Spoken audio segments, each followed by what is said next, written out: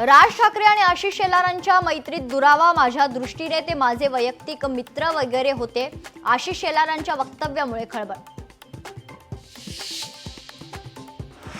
उद्धव ठाकरेंनी कोणतीही अट टाकलेली नाही, खासदार संजय राऊतांचं वक्तव्य। उद्धव ठाकरेंनी दिलेला प्रतिसाद महाराष्ट्राच्या हितासाठी वादविवाद करणं योग्य नसल्याचंही राऊतांचं विधान।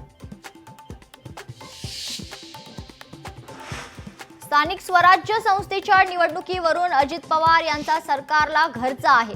3 वर्ष झाले मात्र अद्याप निवडणुका झाल्या नसल्याचं म्हणत केली खंत व्यक्त। वडाळ्यात पोलीस आणि विश्व हिंदू परिषदेच्या कार्यकर्त्यांमध्ये राड्यानंतर अखेर शोभायात्रेला सुरुवात। श्रीरामाच्या जयघोषात आणि बेंजोच्या तालावर शोभायात्रेला सुरुवात। मुंबईतील सर्वात मोठी झोपडपट्टी असलेल्या धारावीचा होणार कायापालट। धारावीतील सर्वेक्षण अंतिम टप्प्यात। प्रकल्पाच्या माध्यमातून लवकरात लवकर घर पूर्ण व्हावी, धारावीकरांची मागणी।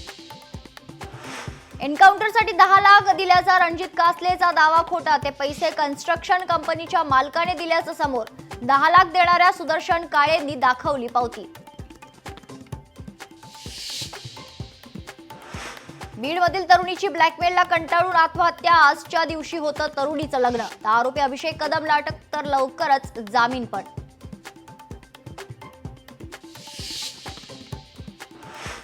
सोलापुरातील डॉक्टर वळसंकर आत्महत्या प्रकरण। आरोपी महिलेला 3 दिवसांची पोलीस कोठडी। डॉक्टरांना आत्महत्येस प्रवृत्त केल्याचा आरोप।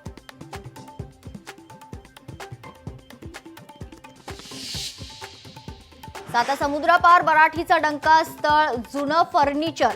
या चित्रपटांसह 4 चित्रपटांची कान्ससाठी निवड। तर फ्रान्समध्ये 14 ते 22 मे पर्यंत रंगणार आंतरराष्ट्रीय कान्स चित्रपट महोत्सव। लोकशाही मराठी ऐका, पहा, जागरूक रहा।